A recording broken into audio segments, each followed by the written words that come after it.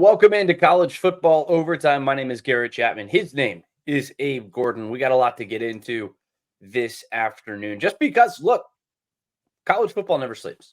I say that every single week because it's the off season. We don't like the off season. I think it's 26 Saturdays until football, but there's still tons of news to discuss. Lots of teams are jumping into spring practice. Nick Saban's making insane comments that we got to talk about right now. Plus, college football playoff deals that are looking a little stilted, or maybe not quite as stilted as you might think. And Reggie Bush, we know he may or may not get his Heisman back. I think all of us want him to get his Heisman back. We have one person who we're going to discuss who is officially boycotting. Well, he's doing something to try to get Reggie Bush's Heisman back. But we got a lot to get into right here on the College Football Overtime Podcast. Before we do all of that, I got to welcome in my co-host, Abe Gordon. How you doing, buddy? Yeah, we're doing well, Garrett. Like you said, it feels like whatever sort of off-season college football has, we're at spring practices. Like Georgia's opening up on Tuesday, and so spring games are on the schedule over the next month or 5 or 6 weeks, and so we're already talking position battles, and like we're somehow diving back on the field already. So we're ready for it, man. Happy to be here.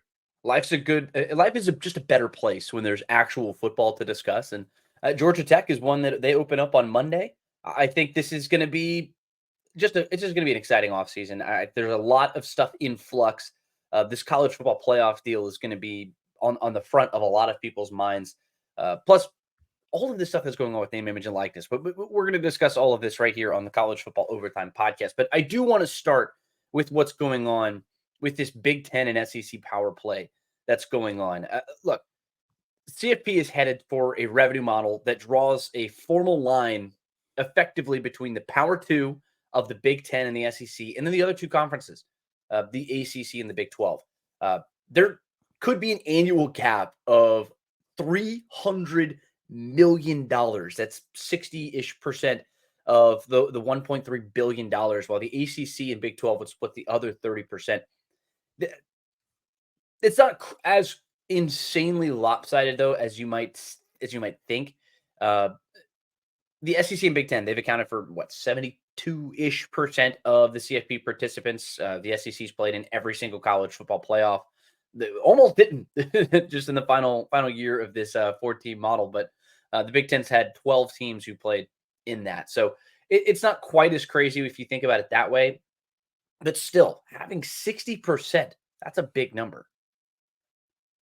Yeah, it's an interesting situation, and not to say that it's not fully deserved because of what you just laid out, but it is a situation that feels like you give an inch and they're taking a mile. And you do wonder if every time we get a new story about the future of the college football playoffs or the future of the state of football, it's the Big Ten, the SEC trying to grab more power. And I understand on the surface why that it would make sense to them, but you do wonder a little bit if they're starting to bite off a little bit more than they can chew. And there is a line of demarcation here between the Big Ten and the SEC, asking too much for the other conferences to be okay with. I don't know specifically what that line is, but I feel we're real close to that. And when you dive into these ideas of 14-team playoffs and automatic qualifiers, and we're guaranteeing you this many bids, stuff like that, at some point, the rest of the college football world is say, good luck with your 50-team tournament then, and have at it. We're going to go do our own thing. And I'm not sure, we're not there yet, but if they keep moving that line in favor of themselves without being fair to the rest of the sport, the rest of the schools, the rest of whatever the conference is, you do wonder if at some point, and I'm not saying it is a bluff, but you do wonder if some point they just kind of bow up and call their bluff and say, all right, man, good luck on your own. You talked about it months ago, and I wasn't so sure that that's where the future is. I'm still not sure that's where the future is. But it does feel like that's becoming more possible where the Big Ten and SEC do go out on their own entirely. Yeah. And it didn't have to be this way. They're just getting greedy and they're just asking too much. And at some point, someone's going to put their foot down and says, we're not doing that just because you say so. Abe, that actually gets me into my next question that I was going to ask you. So, what happens if the Big Ten and the SEC, what happens if they say no? Because as it stands right now, the Big Ten and the SEC can just take their ball and play somewhere else. They can take their ball and go home. And I don't know if anybody else in college football can stop them at this point. So they're just going to continue to push and push and push and push and push because I don't think that they can do anything. They being the rest of college football. Nobody else has the power that the SEC and the Big Ten do. And Tony Petitti and Greg Sankey, they understand that. And this gets back to what I have said is a fundamental issue with college football right now. It has been a fundamental issue, and I've said it, I think, on every damn podcast that we've done together. Every single commissioner is charged with one responsibility, and that is doing what is best for his conference, period. Whether that's the Big 12, the Pac 12, may they rest in peace, the Big 10, whoever. Greg Sankey is focused on the 16 institutions in the SEC. So is Tony Petitti. That's what they're trying to do. Nobody is interested in the collective good for college football. Nobody is interested in that. Nobody cares because you have to represent your specific silo. And until we get that singular person or group, I should say, then we're going to continue to have these sort of issues. And the SEC and the Big Ten, credit to them, they've recognized that they have all the power. All the chips are on their side of the table. And the Big 12 and the ACC, bless their hearts, but they're helpless. They don't have the power that they think they do. And at the end of the day, it's like if the Big 10 and the SEC walk away, the TV networks are going to follow them. They're going to go with those two conferences. And then you're going to have the Florida States. You're going to have the Clemsons. You're going to have these other whatever big brands remain that are not within the Big 10 and the SEC already. They're going to be splitting off within the next decade. It's not. That's just a fact because they're going to be siphoning money. They're going to lose so much money compared to these other programs. And that's where we are now. It's a money-driven league. The love of the sport, love of the game, it's not what it was. And I'm not a fan of this, but this is just the reality of the situation. It's where we're going. Yeah, I just disagree. And you make great points. I don't argue any of your points. I just am in the camp that I don't think they're actually maximizing their power by going out on their own. I actually do think they need the That's a rest of. last-ditch effort. I'm not saying that that's what they're planning to do or what they want to do. That's their like, hey, if you say no, this is what we can do. That's the threat. But I would force them to do that. I really would. I do not think they would be maximizing their potential earning by splitting. I really don't. It'd be good for nobody. That's good for nobody. Well, but that's my point. If it's not good for the Big Ten or SEC, then it's not good. I think people. I agree with you that they have the power and they're making these decisions in their best interest. I think it's incredibly short-sighted to think though that we pull away from the rest of these teams and now all the money's ours and the TV networks are coming to us. I just think that there's probably a lot more variables and a lot more factors to consider than we have the best football, and so they're going to pay us 1.2 billion instead of 900 million for blah blah blah. I just am not sure that's the actual case, and so I think.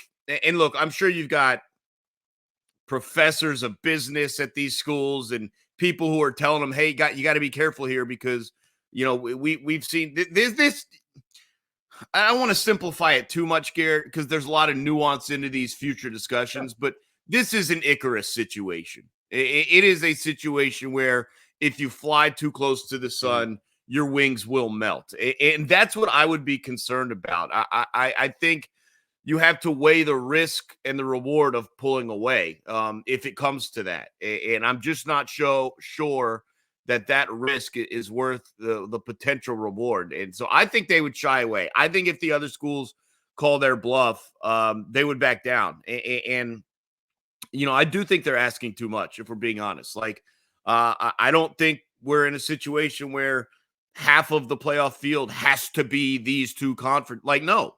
Like in a given year, if you're not the best team, you're not the best team. Like let's let people who watch these games decide who deserves to play. I'm not giving someone who's undeserving an opportunity just because you're in a certain conference. I think that's a real problem if we're going to be honest.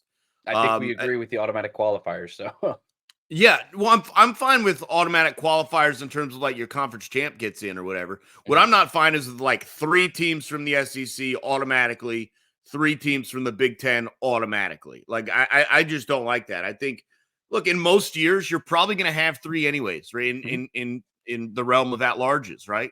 Yeah. For both of those conferences, you might even have more. It actually might benefit you to not have to divvy up the automatic, whatever, but. Yeah, but that's it's I just just don't like the guaranteed money. idea of That's all they want. automatically throwing teams in there if they're not deserving.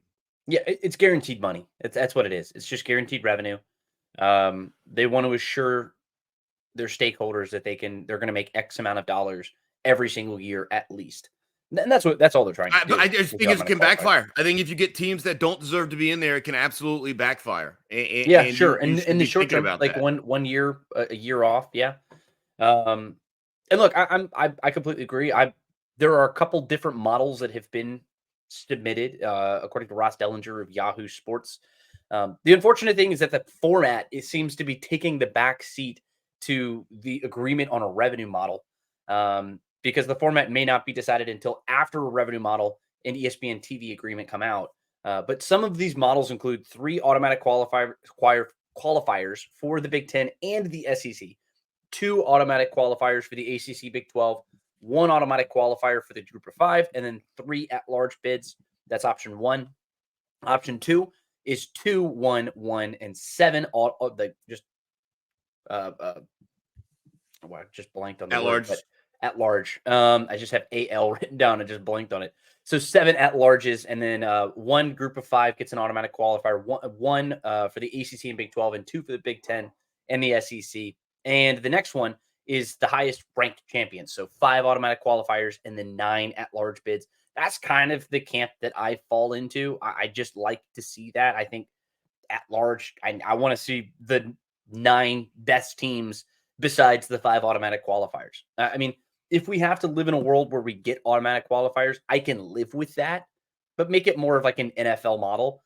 Just your next best teams. Just your next best yeah, team.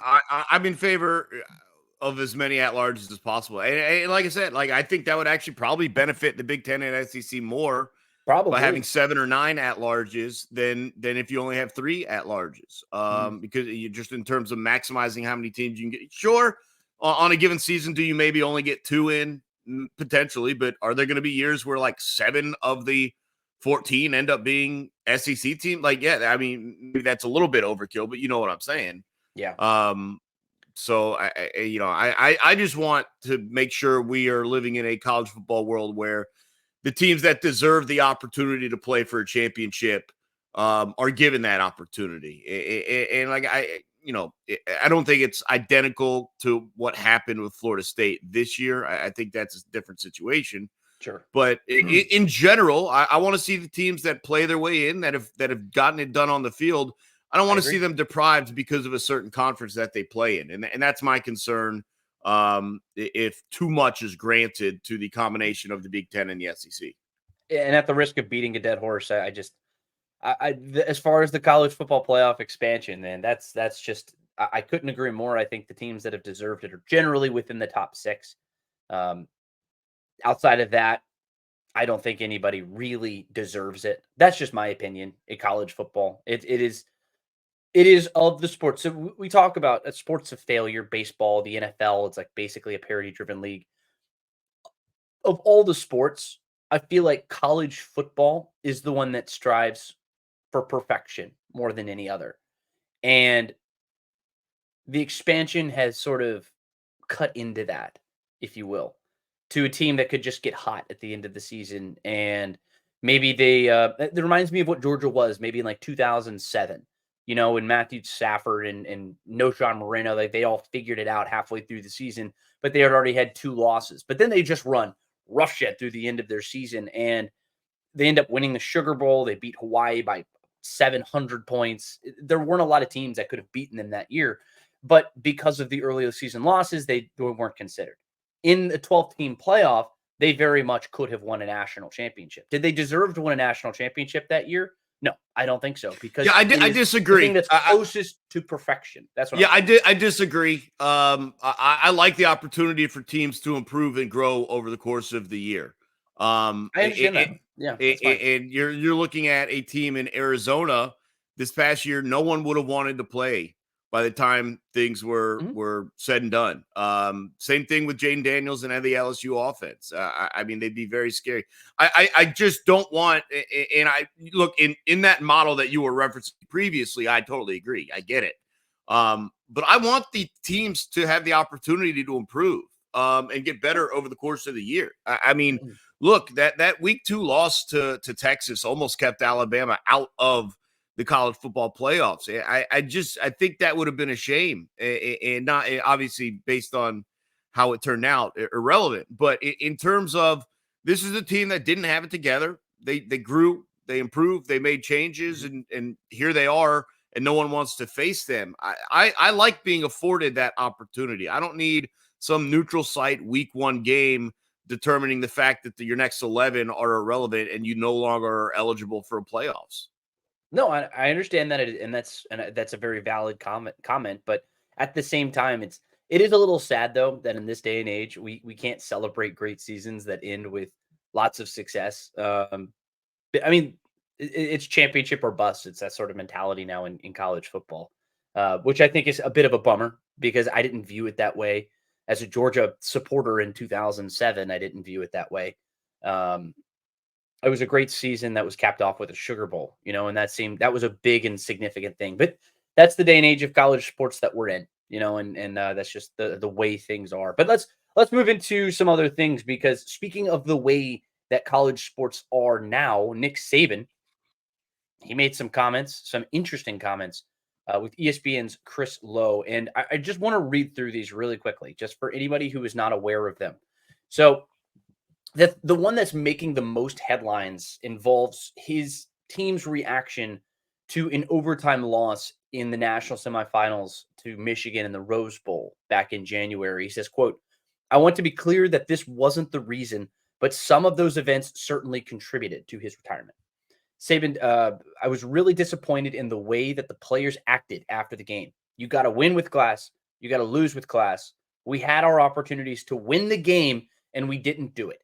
And then showing your ass and being frustrated and throwing helmets and doing that stuff, that's not who we are, and that's not what we've promoted within our program." But the other thing that was really big, and I'm going to let you get back to these comments after I finish this right here.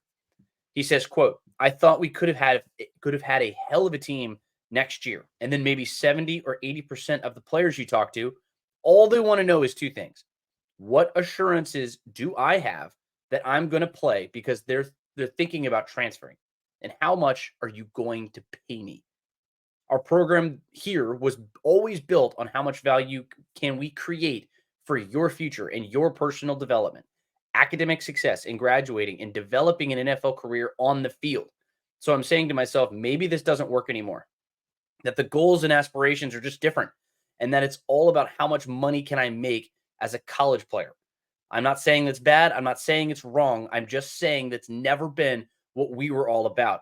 And it's not why we had success through the years.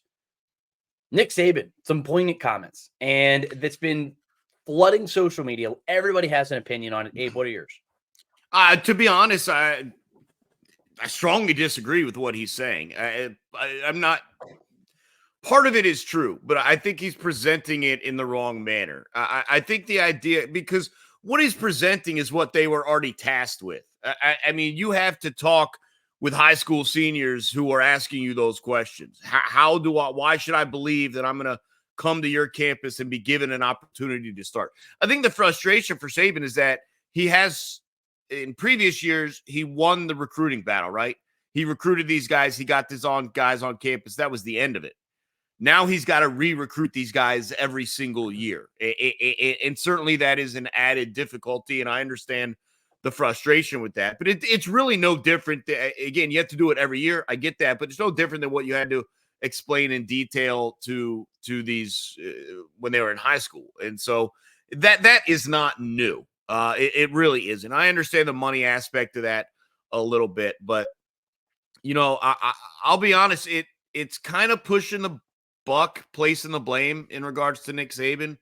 Like it just saying that kids are different nowadays is not an okay, like, it's all on them sort of No, thing. I don't think that's necessarily true what he's saying there. He's not saying that the kids are different as much. I mean, they are different. I mean, kids change constantly, and he's been uh I mean, look, he's been around for all of it, but it's also the landscape is radically different. The landscape is completely unbracketed. There are no Yeah, guardrails. no, There is I'm nothing. no, I'm sorry. I'm not going to walk away from this one because Good. I think the fact that he comes out there and says that his message is not relating to today's player and all that, like that's also just as fair as they have changed as maybe he hasn't changed, and that's going to be on him. Like you don't want your team to act like dumbasses after a loss.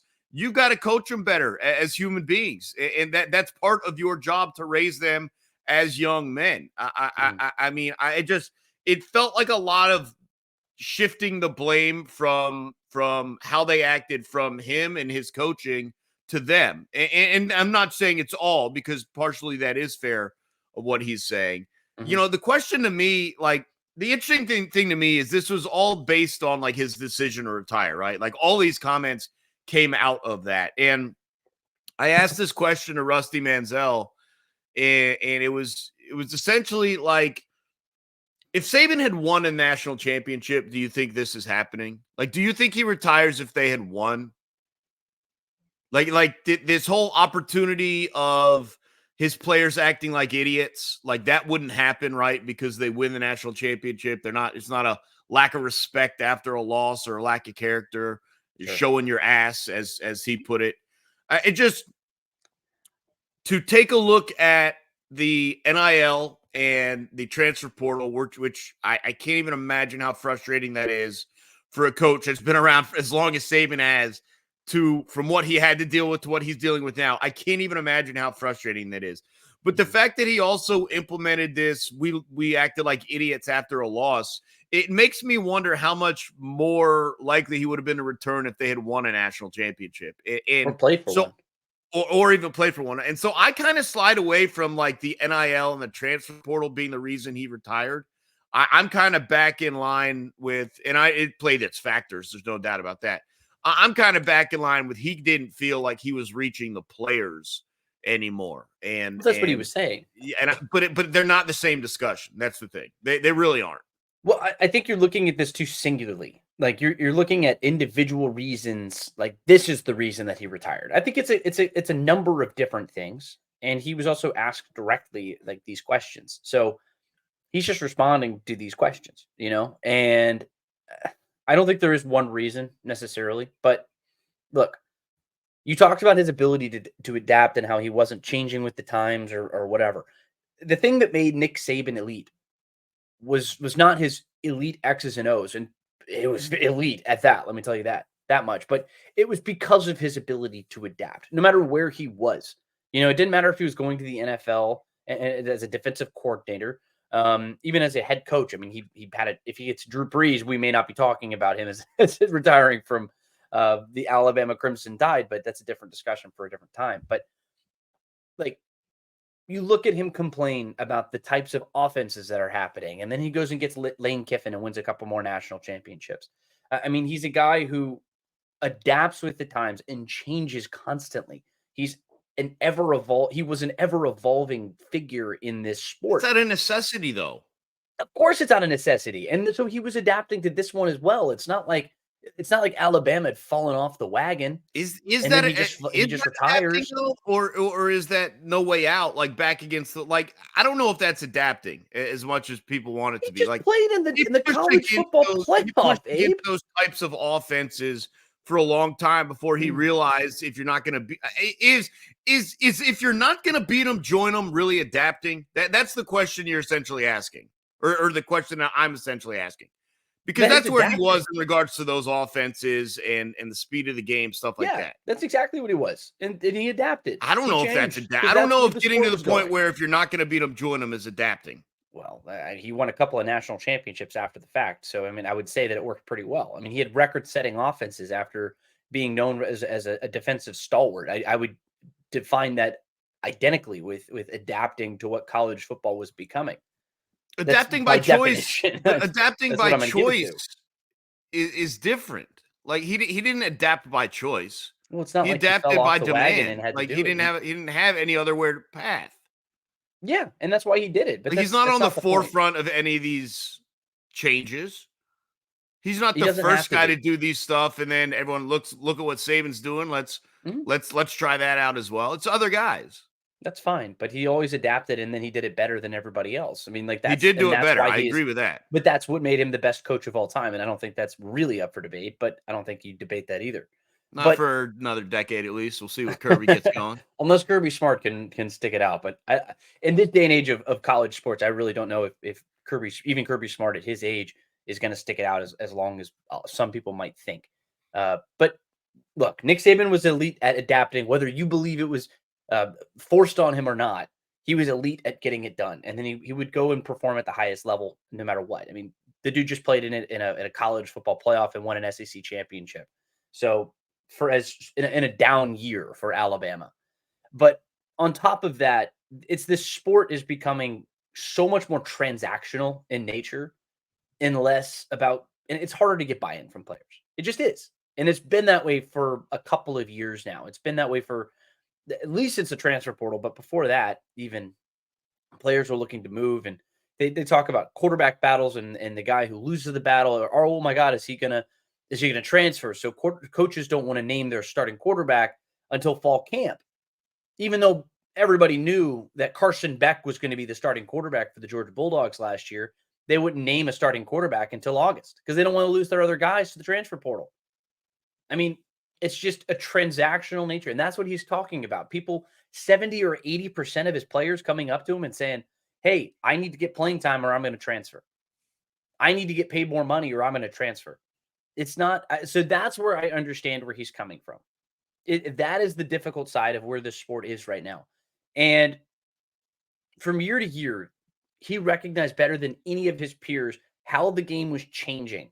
And he always seemed to have the capacity to change along with it, even if a lot of those things went against his core beliefs.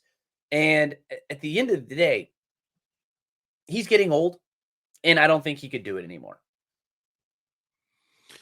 Yeah, I don't know. I don't agree with a lot of what you've said there. It just the he's not on the forefront of changing. I think it's the fact that he was refusing to change that drove him out of this game.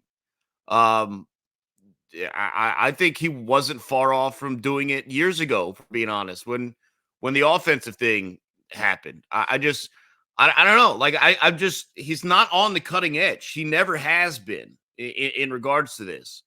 And the thing that's happened, which is why it drove Nick Saban out. It's why it drove so many. We talked about the carousel and the Chip Kelly going from a head coach to a coordinator, or guys going from college head coach to NFL coordinator, stuff like that. Is being in the role specifically of head coach, less so with coordinators and position coaches. It's Mhm. become less about game days. It's become more about that other stuff. And for these guys who got into it for the love of football, it is no longer about the love of football if you're going to be a successful NFL head coach. Mhm. It is about, as you pointed out, all this extemporaneous stuff of getting guys NIL deals and making sure that they're being given a fair shot at positions and stuff like that, even if that's not the reality of what the football team needs. And so, look, Saban was at a point in his career where you don't blame him for stepping away when he gets frustrated by this stuff. One, as you've said, he's the GOAT. He's got nothing left to prove. Two, he's life wise, he's in a situation where it is, you want to spend the rest of your life out with your wife, your family, and doing all the private things that maybe you didn't get to do while you were head coach. So I don't blame him for the timing of this, but I just don't. I'm just not sure. I agree with kind of his comments in regards to why now is the time. Yeah, and I think it's a very interesting thing, and it's something that we're going to start seeing a lot of the ramifications of where we are in the sport right now, and look, at the end of the day, even someone who wants college football players to make as much money as possible, which I'm in that camp. I want these guys to make money. I think it's good for them, and it's good for their families and everything else. And but I also think those same people would agree that it's not ideal for Alabama players to be going into Nick Saban's office every single offseason with a list of demands. And they were like, I need guaranteed playing time. I need guaranteed funds, or I'm going to leave. And it's not just Alabama. I guarantee, I bet that's happening in Athens. Josh Pate was with Kirby Smart. They discussed it point blank. And it's like Kirby was saying, like, hey, sometimes people leave and they realize the grass isn't always greener on the other side. But that doesn't mean that's not going to stop players from coming into these coaches' offices. And I know it wasn't limited to Tuscaloosa. It's not limited to Athens. It's happening all over the country. And until we get some form of control on where this sport is, these kind of issues are going to keep propagating. And we'll see. Players seem to be happy, but I don't know if it's sustainable. And it's going to continue to be a conversation until Charlie Baker and the NCAA or Congress or whoever else makes this decision can get it under control. But let's do something on, I would say, almost a lighter note, but not exactly even a lighter note. This is kind of a heavy show, Abe. Johnny Manziel, Johnny Football. Of course, he won a Heisman Trophy, and whenever these guys go, whenever you win a Heisman Trophy, you're pretty much have a ticket back to come attend the ceremony for the next Heisman Trophy winner. But one person, well, more than one person, but one person in particular is not allowed in those doors to honor the next person who joins that fraternity. His name is Reggie Bush. He's one of the most electric college football players ever. He was one of the first college football players that I really fell in love with. Reggie Bush was an animal, but Reggie Bush had his Heisman Trophy taken away for a lot of the things that we see in college football that are perfectly legal. In fact, it looks like child's play compared to what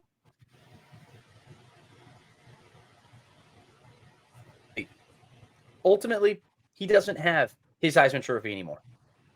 Johnny Manziel says he's going to boycott the Heisman ceremony until he gets it back. Yeah, this one's an interesting one because just because what Reggie Bush did then is okay to do now doesn't mean it was okay then. And so I do see both sides of this. I never thought they should have taken the Heisman away to begin with. Like, I just think that's a surface thing that doesn't really matter. Like, we all remember Reggie Bush as the Heisman. So, like, that doesn't bother me. Like, it's just taking his trophy away, whatever. I mean, he was the best player in football. Like, that you didn't take that away from our memories. So, whatever. And if it wasn't him, it was Matt Leinart anyway. Yeah, or Vince Young. But I am interested to see if anyone comes along with Johnny Manziel, who is not necessarily, your classic leader. Like, let's all get in line behind this guy, right? And I think that's part of this. We probably have a different discussion if there is a different guy leading this boycott. Just throwing a name out there. If this were Eddie George who comes out and says this, if this were Tim Tebow who comes out and says this, maybe we have a different view, a different glance out of this. But I do applaud Johnny Manziel for taking a stance he believes in and hoping to get something corrected that I think should be remedied. I do think it should be corrected. And so I'm just anxious to see if anyone joins him in this pursuit of getting Reggie Bush his stiff arm trophy back, because I would like to see that return to him.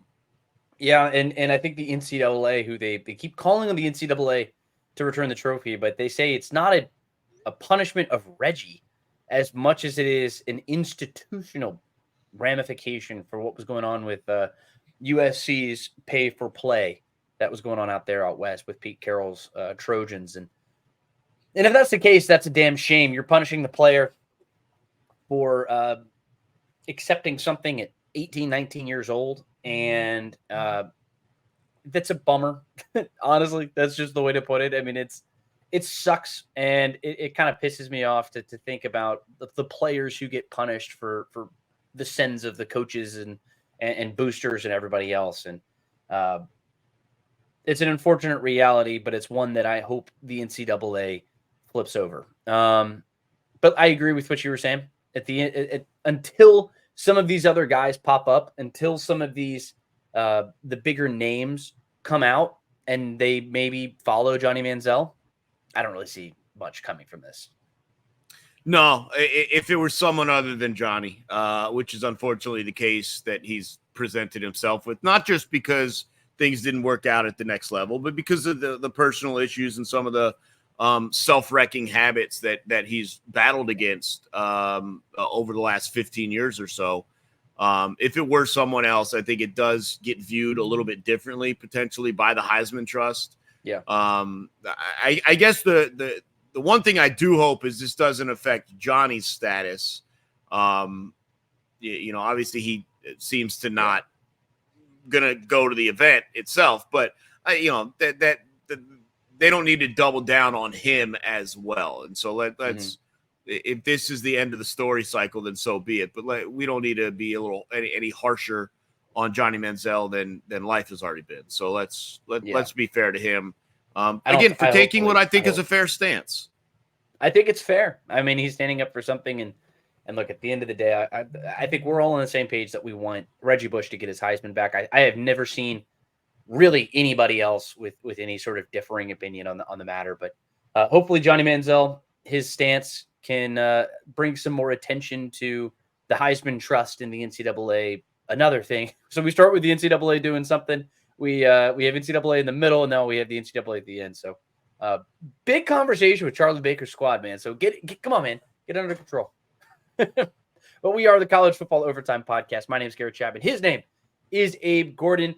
Thank you so much for joining us. Make sure that you drop a like. Make sure you subscribe. Make sure you give us a couple of stars, man. If you're listening on Spotify or wherever you're getting your podcast, YouTube, make sure you subscribe and get notifications for all of our podcasts that are coming out every single week, all off season long. So make sure you are right back here this time next week. For Abe Gordon, my name is Garrett Chapman. We are College Football Overtime. We'll see you next time.